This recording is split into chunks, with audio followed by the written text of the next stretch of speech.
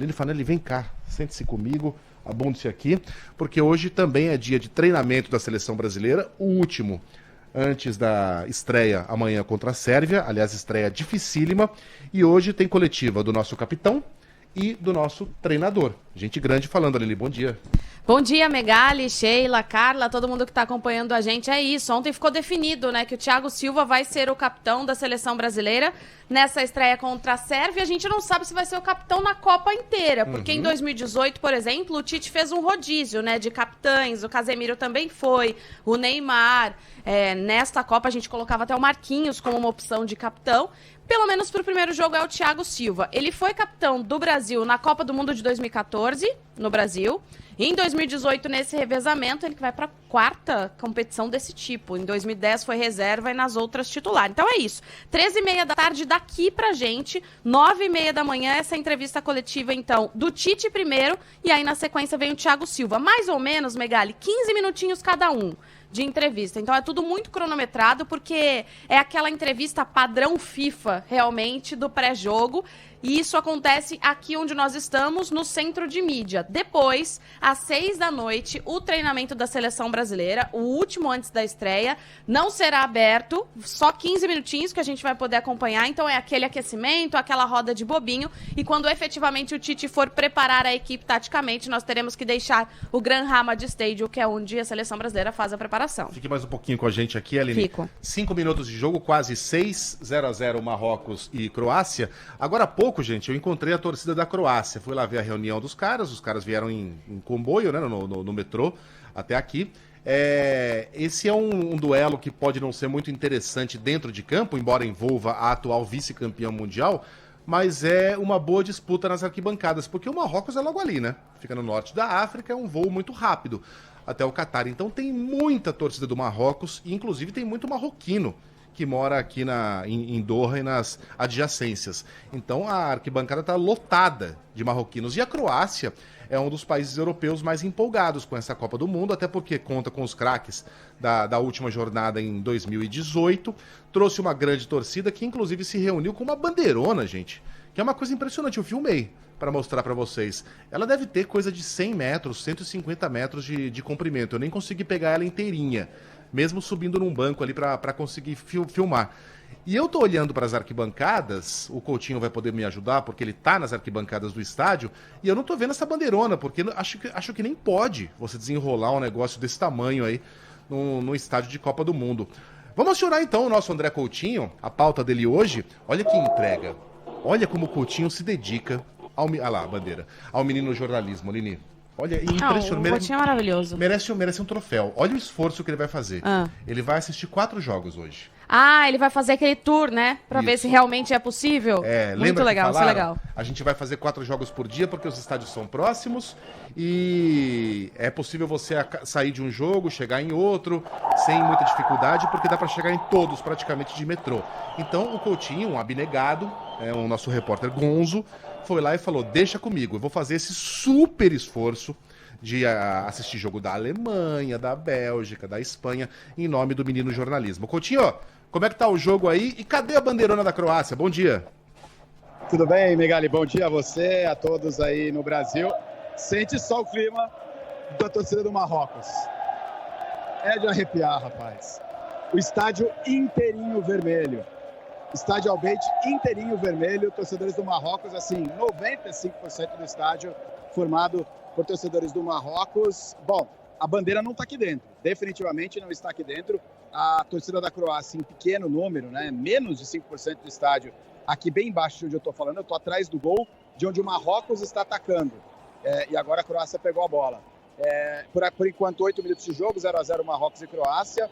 Agora, Megali, quem ouve você falando, acha que eu vim de limusine, que eu vim no ar-condicionado, que depois vai ter um motorista, o Jarbas, me esperando aqui, o Al Jarbas, né, porque todo mundo começa com Al, me esperando para eu ir até o estádio da Alemanha. Por enquanto, foram 1h40... É o Jaber, esse. Por enquanto, 1h45 minutos para chegar até aqui. Por enquanto, eu percorri 42 quilômetros e caminhei 2,1 quilômetro. Por enquanto, é essa a minha missão e só está começando o primeiro jogo do dia. Eu estou marcando tudo, eu estou anotando tudo, estou fazendo uma agenda. tanto para depois a gente colocar no canal do YouTube da rádio, quanto no Instagram, no meu Instagram pessoal, no @cadêocoutinho, também no Instagram da rádio, @rádio Band News FM, para saber, o próximo jogo vai ser um grande desafio. Eu vou sair daqui e o outro estádio é quase 60 quilômetros de distância daqui, eu ainda não faço ideia como eu vou chegar lá. Caramba! So far, so good. Tá super legal aqui. Ô Coutinho, Megali, Aline, Carla, ontem o André Coutinho tinha um desafio de chegar para comentar o jogo México e Polônia aqui na nossa transmissão, né? E o Coutinho fez um trajeto ali, ele estava num deslocamento e simplesmente não conseguiu chegar. Ele não conseguiu participar da nossa transmissão. Estava feliz da vida o Coutinho com isso. Quase não ficou bravo não nesse trajeto. O que aconteceu? E, aliás, o que tem acontecido nesses trajetos? Porque são longos trajetos, mas perde-se muito tempo nisso, né? O que aconteceu? O que rolou ontem, hein, Coutinho? Deu WO para você ontem? Nossa, você não tem noção do quanto eu fui feliz, né? A gente está numa Copa do Mundo para fazer todas as coberturas e o creme de la creme é você participar de uma transmissão, comentar um jogo de Copa do Mundo, seja ele entre México e Polônia, seja ele entre Brasil e Argentina, é um jogo de Copa do Mundo.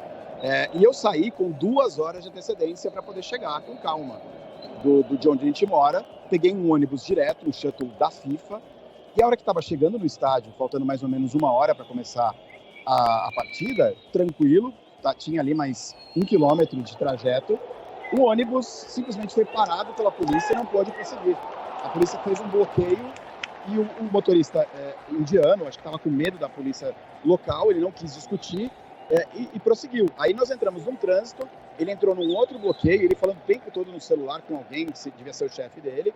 E aí no bloqueio eu pedi para ele tentar conversar com o policial. Não teve conversa, o policial não quis saber de conversa. Depois veio um policial um pouco mais exaltado. Eu confesso que eu me exaltei um pouco, né, em inglês, né? A gente se exaltar em inglês é meio esquisito. Mas aí o policial falava move com o motorista.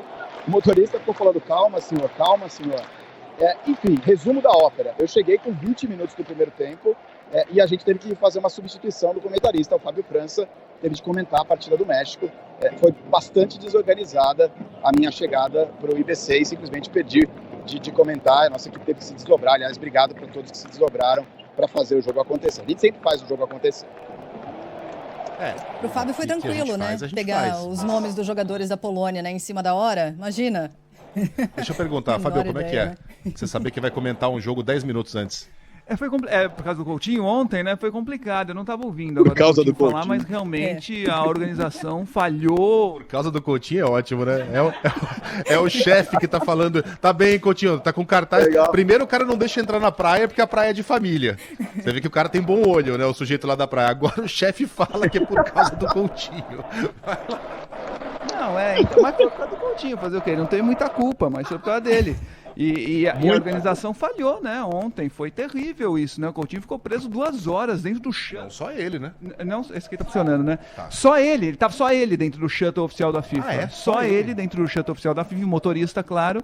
E o motorista não conseguia fazer muita coisa porque tinha bloqueio em tudo quanto é lugar, inclusive bloqueio policial, que não permitia a passagem de veículo credenciado, como o shuttle oficial da FIFA. O Coutinho ficou 2 horas em trânsito para conseguir chegar e não chegou.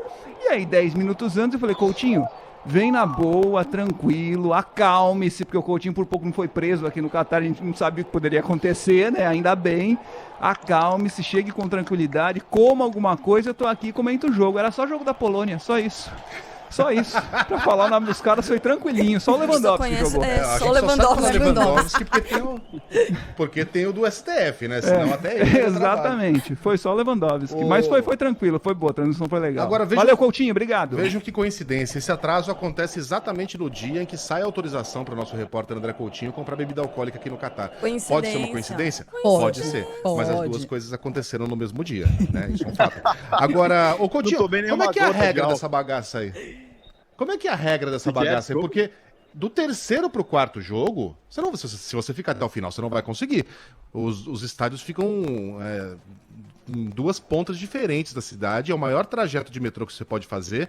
E ainda por cima, o estádio do terceiro jogo, o Alto Man, é aquele que você tem que andar mais de 3 quilômetros para chegar no ônibus, para aí sim pegar um ônibus que demora mais de meia hora para chegar na estação de metrô. Ô Megali, é o seguinte, eu estou contando com uma informação que eu peguei hoje pela manhã, conversando com um dos chefes dos voluntários do sistema de transporte. ele me disse que de um estádio para outro existem shuttles expressas. Então eu vou sair desse estádio aqui e eu vou pegar um ônibus expresso para o meu próximo estádio. São quase 60 quilômetros de trajeto. Ele me disse que eu faço em 1 hora. Se for isso, eu pego o jogo começando da Alemanha, que é o próximo jogo que tem 1 hora de distância entre um jogo e outro. Então, eu estou contando com isso, eu vou contar para vocês mais tarde se realmente existe esse shuttle expresso. Ele me garantiu que existe, me mostrou onde fica. Agora, ele fica a mais ou menos 1,5 km daqui. Eu vou ter de botar a minha má forma em dia agora, que eu vou sair correndo 1,5 km para pegar esse shuttle assim que essa partida entre Croácia e Marrocos aqui no Al Bayt Estádio terminar. Até às 6 horas da tarde, do horário brasileiro, a gente vai saber se funcionou ou não. Bom, a gente está de olho também, não só na estreia do Brasil amanhã, nos jogos de hoje, 0-0, tá? Marrocos e Croácia. Mas também na estreia de Portugal e Uruguai, que são duas seleções que têm grandes possibilidades de enfrentar o Brasil já na próxima fase de oitavas de final, caso a zebra não galope pelos estádios do grupo do Brasil e do grupo de Portugal e Uruguai. E mais um motivo para a gente colocar o olho em Portugal é que agora Cristiano Ronaldo faz parte do grupo de desempregados, né, portugueses, porque ontem ele foi dispensado do Manchester. Quem está acompanhando, ou melhor, quem vai acompanhar, porque a coletiva de Portugal começa daqui a pouquinho, é Bruno Camarão. Bom dia para você, Camarão. Bom dia, Megali. A coletiva começa daqui a pouco. A gente vai ter mais informações sobre isso. Não, mas ele tá conosco sim. Ele tá conosco sim. O Camarão, você não tá conosco não, meu irmão? Não caiu. tá. Caiu. Tá. Daqui a pouco ele volta. Não tem problema. Então vamos nessa, gente? Antes que eu seja nessa. gongado aqui pelo apito. Vocês querem apresentar o apito ou não? Podemos apresentar o apito, porque ontem a gente estourou tudo que era possível no nosso relógio, né? Aí, para ficar mais fácil a nossa comunicação... foi... E aí, para ficar mais fácil a nossa comunicação, para falar, já deu o relógio, já deu o tempo e tal, para falar, a gente, a partir de hoje, adota um apito, que é o apito final. Tem acréscimos? Tem, né? Porque também é a gente, né? Acréscimos à la FIFA nessa Copa? Sim, um pouquinho, né? Tipo, 9 minutos de acréscimo? Um pouquinho só, vai. Mas aí, a partir de agora, tem isso, contando né? com isso. Mas é assim, quando vocês apitarem, então... Aí. Deu. Apitou, eu tenho que encerrar o raciocínio, como eu tô fazendo agora, certo? Isso, exatamente. Pronto. Não será Então, necessário, lá. a gente Todo sim mundo espera. escalado. Esse apito valeu? Valeu. 7h16. Então tá. Todo mundo apresentado, todo mundo escalado, só falta ele, meu galo. Toca a bateria.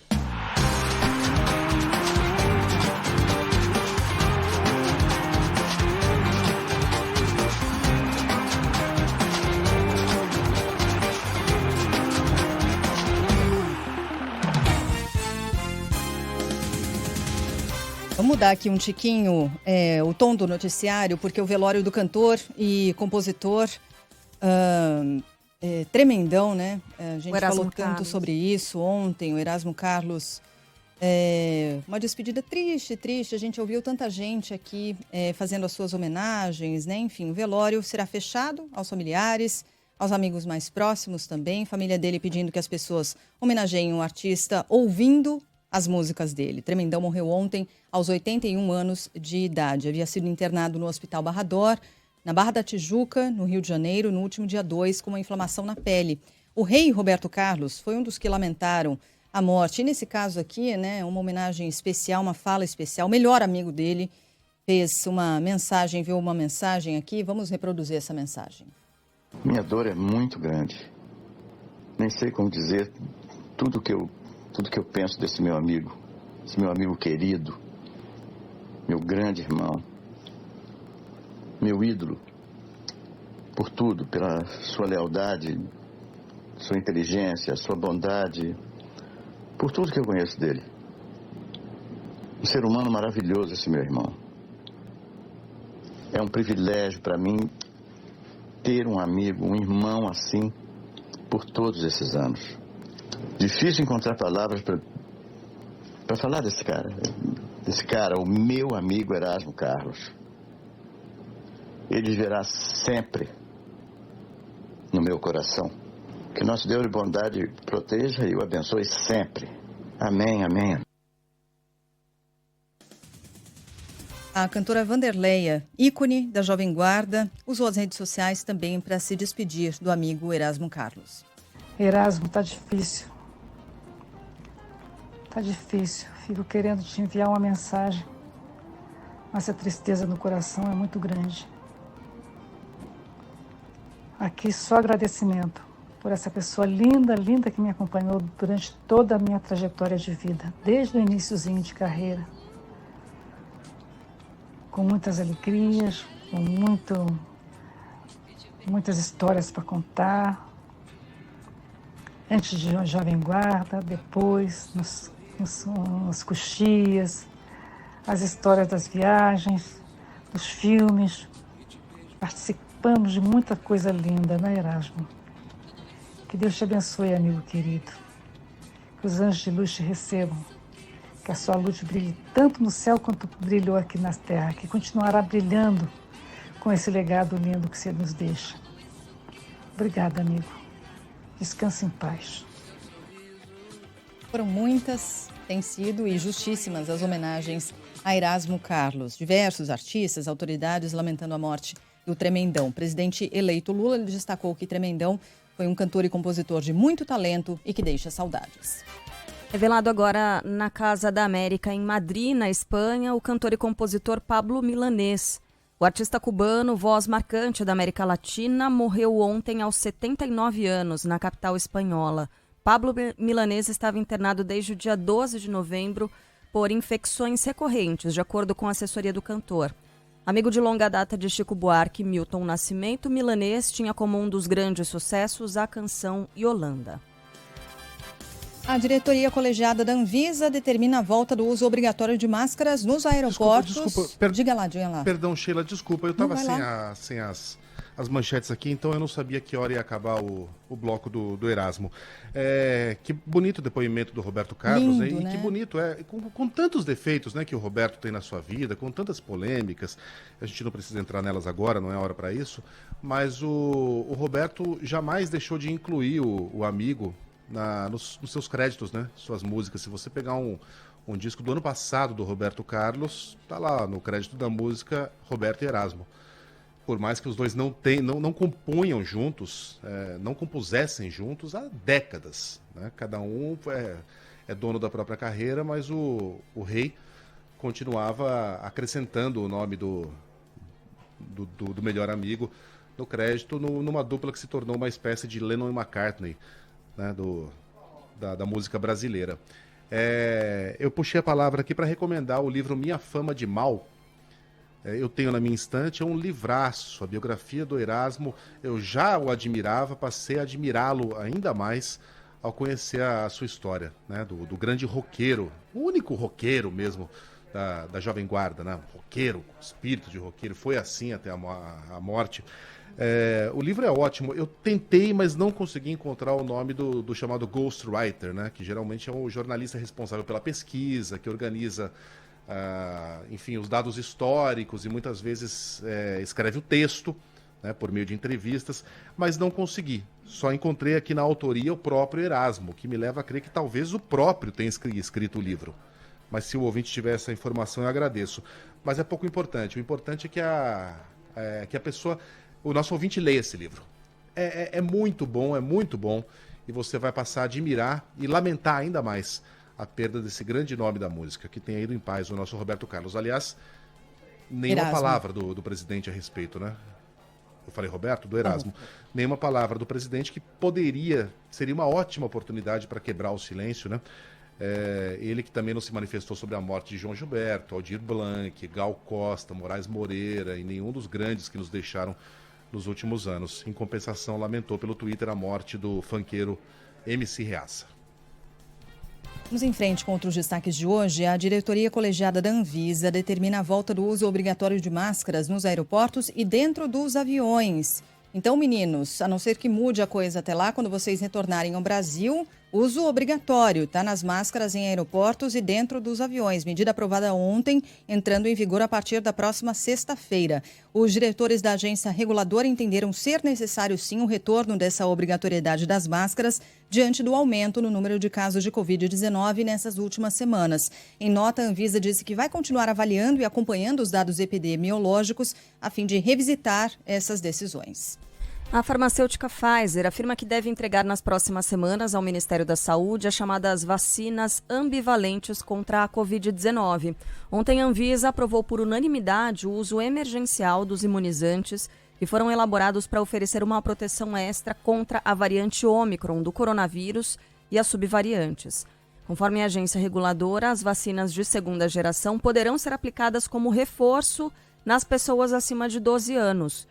A diretora da Anvisa e relatora do caso, Meiruzi Freitas, ressaltou que as doses atuais disponíveis nos postos do país ainda demonstram eficácia na prevenção de mortes e casos graves da Covid-19. O texto final da PEC da transição deve ser finalmente apresentado hoje. Informações de Brasília com João Pedro Melo.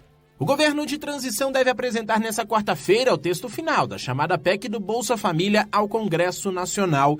Diante dessa nova minuta, 198 bilhões de reais no total poderão ser usados para bancar promessas de campanha e garantir dinheiro para programas nacionais, como Farmácia Popular.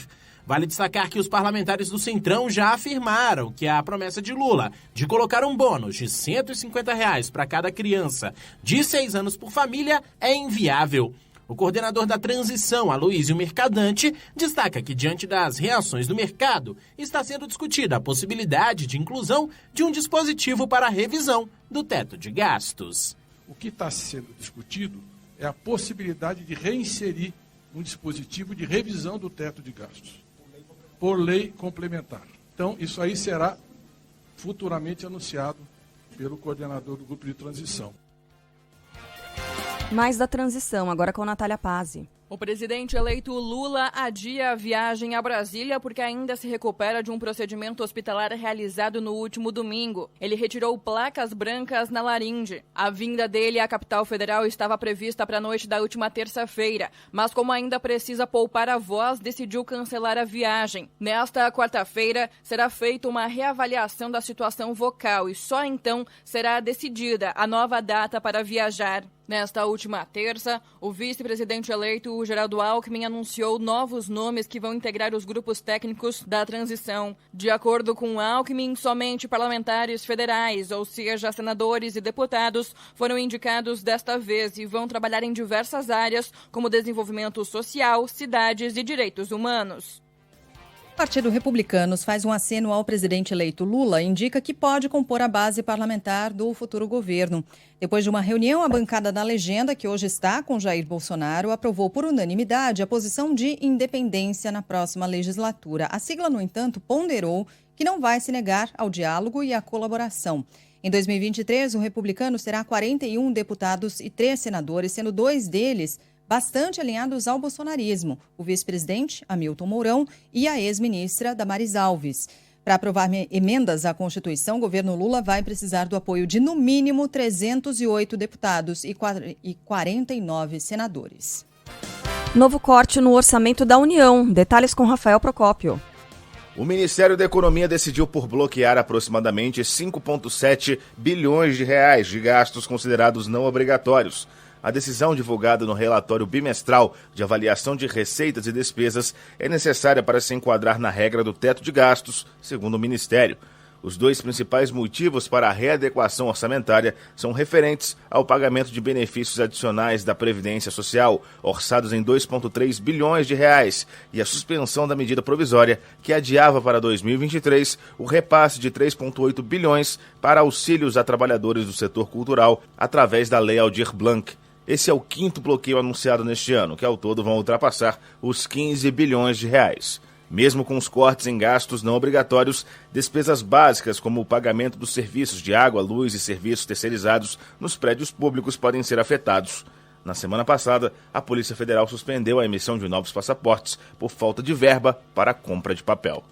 O Ministério da Economia prometeu liberar 37 milhões de reais em recursos para a Polícia Federal retomar a emissão de passaportes. A confecção dos novos documentos continua suspensa, está suspensa desde o último sábado por falta de dinheiro, por falta de verba. O secretário do Tesouro e Orçamento, Esteves Colnago, não estipulou um prazo para a retomada do serviço, mas afirmou que isso pode acontecer já nos próximos dias.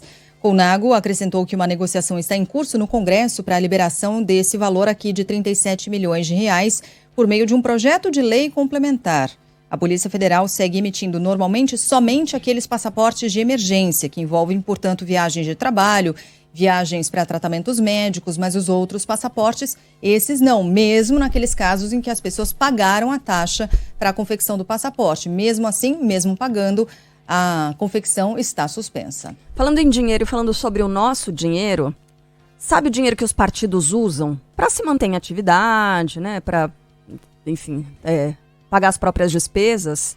Bom, esse dinheiro vai servir também para contestação das eleições desse ano. O Partido Liberal tem até o fim do dia de hoje para fornecer novos dados à Justiça Eleitoral no pedido que fez para invalidação de votos no segundo turno das eleições. Atenção, hein?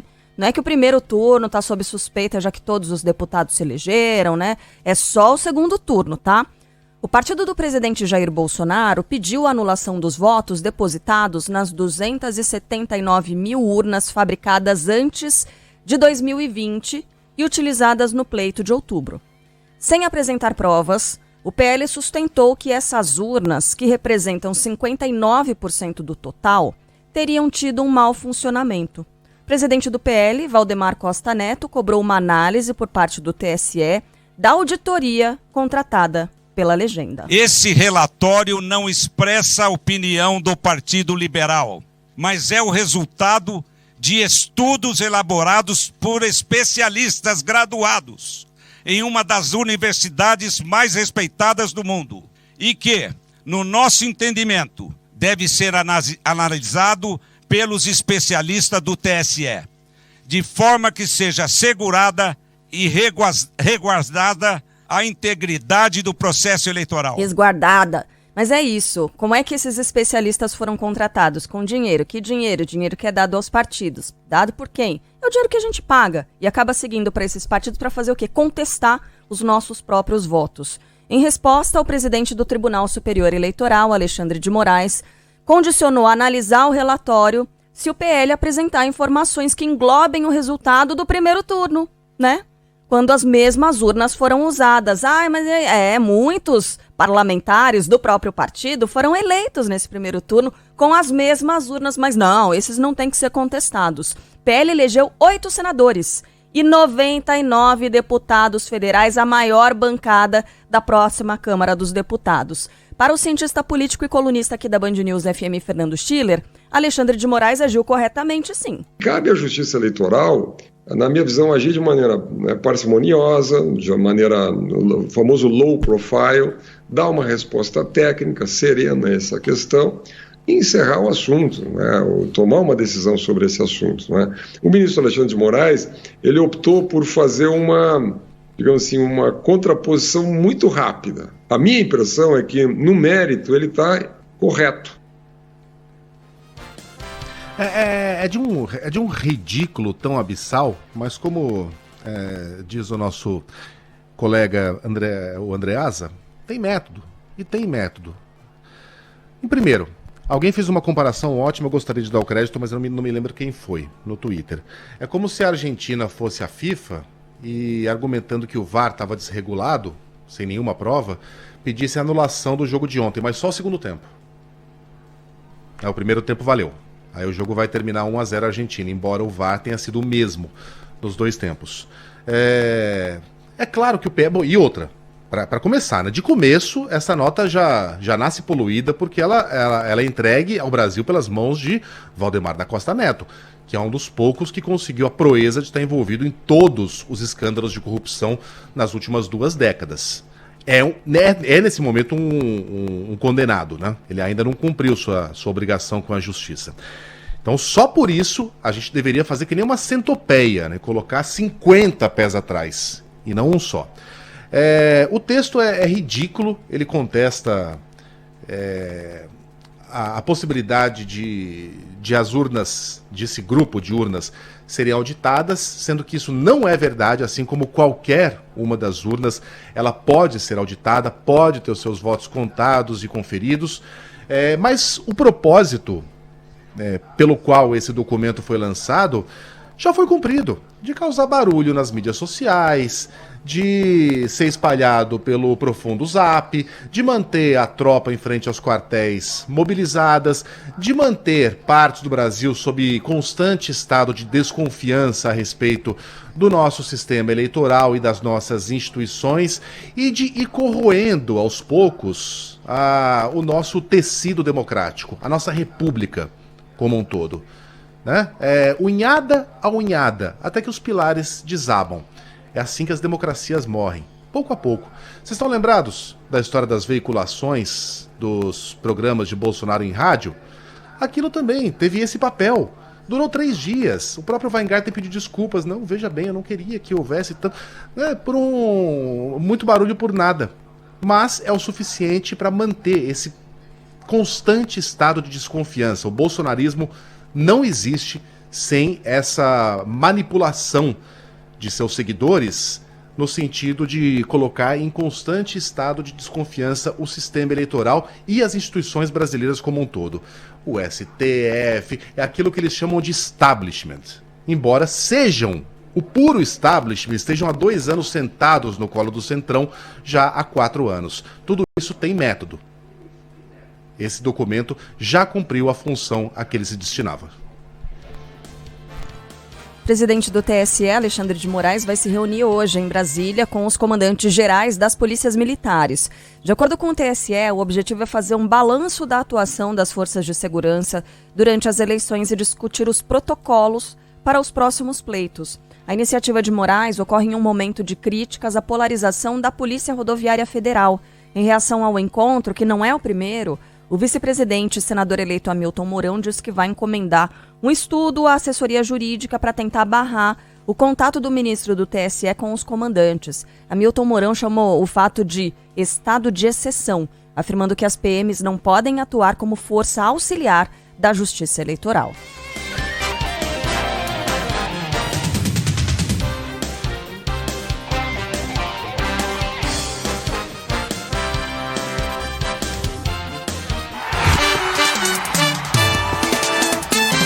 Futebol, com Milton Neves. Oferecimento Casa do Construtor. Aluguel de equipamentos. Ligue 0800 200 0217. Sicredi. Conheça a primeira instituição financeira cooperativa do Brasil. Sicredi. Gente que coopera, cresce. E Bet7.com. É pé quente? Acesse bet7.com e siga seu instinto.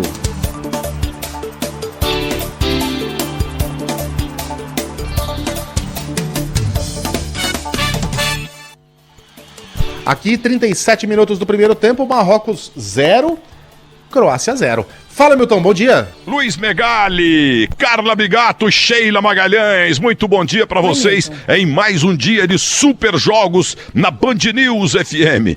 Bem, a minha tese furada, no entanto, deu certo no jogo Inglaterra e Irã, né? 6-2 para a Inglaterra, o English time que só ganhou uma Copa do Mundo em casa e roubado em 1966. E a Holanda? A Holanda pegou Senegal. Senegal é um timão, mas a Holanda ganhou por 2-0. Parabéns. A Holanda é sempre um caso muito sério de enfrentar, viu? E os Estados Unidos empataram com o País de Gales em 1-1, resultado normal. E insisto, Argentina 1, Arábia Saudita 2. Maravilhoso! Acordei cedinho e soltei foguete aqui. Mas que eu errei. Eu achava que a Argentina ia ganhar de 5-1. E a Dinamarca? A Dinamarca é o seguinte, ela não tem mais aquela fama de dinamáquina naquela Copa do Mundo. O carro da Dinamáquina tá faltando pneu, roda, parafuso, tá faltando tudo. Muito fraquinha a Dinamarca que empatou com a Tunísia. Entendeu? 0-0. Mais ainda, mostrando meus erros de prognóstico sobre a Copa do Mundo de amistosos. O que aconteceu no jogo em que a Austrália, pequenininha, em relação à França mesmo desfalcada, a Austrália fez 1-0, mas depois é isso aí. Grande abraço e grande dia para todo mundo.